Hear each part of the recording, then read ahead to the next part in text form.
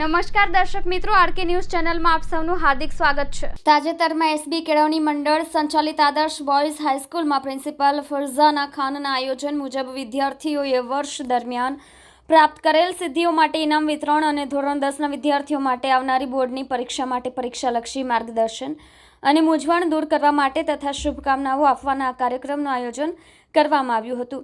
આ કાર્યક્રમમાં સામાજિક આગેવાનો ઇસ્માઇલભાઈ પટેલ, જુબેરભાઈ નોંધલા, તાહિર મોહમ્મદ દાઉદ, એસબી કેળવણી મંડળના સભ્યો સલીમભાઈ પટેલ, ઇન્દ્રેશભાઈ પટેલ, રફીકભાઈ મંસૂરી, ઇન્દ્રેશભાઈ ખાનપુરી, અનવર બાપુ, આદર્શ એજ્યુકેશન કેમ્પસના તમામ આચાર્યશ્રીઓ તથા મોટી સંખ્યામાં વાલીઓ હાજર રહ્યા હતા। આચાર્યશ્રી દ્વારા વિદ્યાર્થીઓના વાલીઓને માર્મિક ટકોર કરી હતી અને સાથે વિદ્યાર્થીઓને બોર્ડની પરીક્ષા માટે માર્ગદર્શન આપી શુભેચ્છાઓ પાઠવી હતી। એસબી કેળવણી મંડળે ભારે જહેમત ઉઠાવી જંબુસર ખાતે આદર્શ બોયઝ હાઈસ્કૂલ શરૂ કરવામાં આવી છે। તમામ ટ્રસ્ટીઓએ ઉત્કૃષ્ટ પરિણામ માટે તમામ વિદ્યાર્થીઓને શુભેચ્છાઓ પાઠવી હતી। વિદ્યાર્થીઓએ પોતાના પ્રતિભાવ આપ્યા હતા। વેસ્ટમાંથી બેસ્ટ કૃતિઓ તથા વિજ્ઞાનની સ્વનિર્મિત વર્કિંગ મોડેલ્સનું નાનકડું પ્રદર્શન યોજવામાં આવ્યું હતું। તમામ વિદ્યાર્થીઓને મહેમાનોના હસ્તે અનેકવિધ ઇનામોથી પ્રોત્સાહિત કરવામાં આવ્યા હતા। કાર્યક્રમનું સફળ સંચાલન યામીન સર અને અનીસ સરે, મુબસ્સીર સરે કર્યું હતું।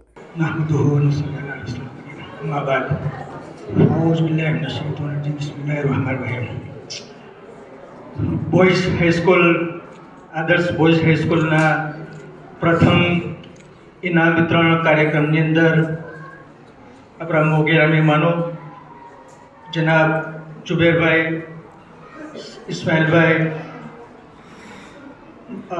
સૈયદ સાહેબ અને આપણા હોસ્ટ સંસ્થાના ઉપપ્રમુખ અને અનેક રીતે સંસ્થાને મદદરૂપ એવા સલીમભાઈ, સંસ્થાના રૂહી રવા કહીએ તો ચાલે એવા જનરલ સેક્રેટરી ઇદ્રીસભાઈ, બધી સંસ્થાઓના આચાર્ય સાહેબો, શિક્ષક મિત્રો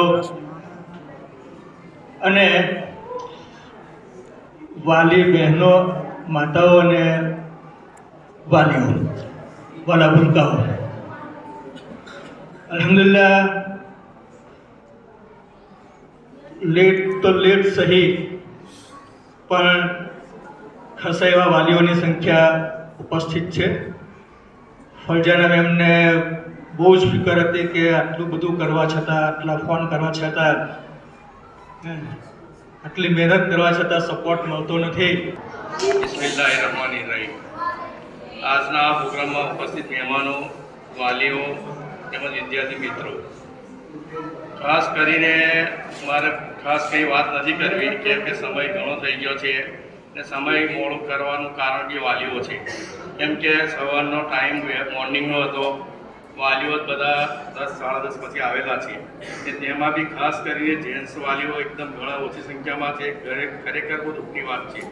ખરેખર આપણા છોકરા ભણતા હોય ને આપણે ભણાવવા હોય તો એમનું પ્રોત્સાહન, આવા પ્રોગ્રામ રાખેલા હોય પ્રોત્સાહન માટે, એ પ્રોગ્રામની અંદર વાલીઓએ ખાસ હાજરી આપવી જોઈએ અને ખાસ ધ્યાન આપવું જોઈએ। ખાસ કરીને વાલીઓને મારી બીજી એક રિક્વેસ્ટ એ પણ છે કે તમે કોઈ પણ સમાજની અંદર, તમે અન્ય સમાજોની અંદર બજારમાં કોઈ તપાસ કરો તો એની અંદર તમને એવું જાણવા મળશે કે વાલીઓ પોતે સ્કૂલના ટાઈમ પછી વિદ્યાર્થી ઘરે આવે ત્યારે વિદ્યાર્થીને લઈને બેસે છે ને સ્કૂલમાં જે રીતે ભણતર પૂરું થયું હોય તેને ફરી એને રિપીટ કરી ને એને કંઈ બી પ્રશ્ન હોય તો સોલ્વ કરે છે। આપણા વાલીઓ પોતાની કોઈ પણ જવાબદારી સમજતા નથી। ખરેખર એ બહુ દુઃખની વાત છે। આગળ વધુમાં જણાવવાનું કે બોયઝ સ્કૂલની શરૂઆત નવી થઈ છે, તેને આગળ વધારવા માટે આપણે ઘણા પ્રયત્નો અને ઘણું બધું કામ બાકી છે। એના માટે એકલું આપણા સ્કૂલના ટ્રસ્ટીઓની જવાબદારી નથી, જંબુસર શહેરના તમામ આગેવાનો તમામની જવાબદારી છે। ખાસ કરીને સાહેબ મને વિદ્યાઓના પ્રોત્સાહન માટે વાત કરી છે, પણ વિદ્યાઓને પ્રોત્સાહન આગળના વખતે બધાએ આપેલું છે, એટલે હું બીજી રીતે વાત કરી રહ્યો છું। એના માટે આપણે આગળ બોયઝ સ્કૂલને વધારવા માટે આપણી પાસે એક પ્રોજેક્ટ ઘણો મોટો છે, કેમ કે આપણે શૂન્યમાંથી સર્જન કરવાનું છે। આ સ્કૂલની અંદર, આ સ્કૂલ ગર્લ્સ સ્કૂલ છે એટલે એની અંદર જેન્ટ્સને પ્રવેશ નથી કરવાના। એના માટે આપણે આખો પ્રોજેક્ટ એક અલગ કરવાનો છે। એનો પ્રોજેક્ટનો અંદાજિત ખર્ચ અમે મેનેજમેન્ટ સાથે ચર્ચા વિચારણા કરતા 1.5 કરોડનો પ્રોજેક્ટ છે। લાગુમાં જમીન છે, જમીનની કિંમત 1 કરોડની આજુબાજુ છે ને એનું બિલ્ડિંગ કન્સ્ટ્રક્શન કાસ્ટ 50 લાખની આજુબાજુ છે. તેના માટે અલ્હમ્દુલિલ્લાહ મેનેજમેન્ટ અને અમે મહેનત કરી રહ્યા છીએ. તેના માટે હમણાં આફ્રિકા માટે એક ભાઈની અમે સુવિધા કરેલી છે ને અહીંયા બેઠેલા જંબુસર નગરપાલિકાના કોર્પોરેટર તાહિરભાઈને હું રિક્વેસ્ટ કરીશ કે તેઓને આફ્રિકામાં ઘણી બધી વાતો હોય, ઘણી ચેનલો હોય ને તેઓ આફ્રિકા 2-3 દિવસની અંદર જવાના છે. એટલે એમને હું ખાસ રિક્વેસ્ટ કરું કે આ બોયઝ સ્કૂલ માટે જે બી ફંડ ઊભું થાય ત્યાં જઈને ઘણી મહેનત કરીને સ્કૂલને જેટલી બને એટલી વધારે પેમેન્ટ મળે તેવી કોશિશ કરે. વધુમાં જણાવું કે ઘણો ટાઈમ થઈ ગયો છે એટલે આ પ્રોગ્રામને આગળ પૂર્ણ વિરામ આપીએ છીએ. અસ્સલામુ અલૈકુમ વરહમતુલ્લાહ.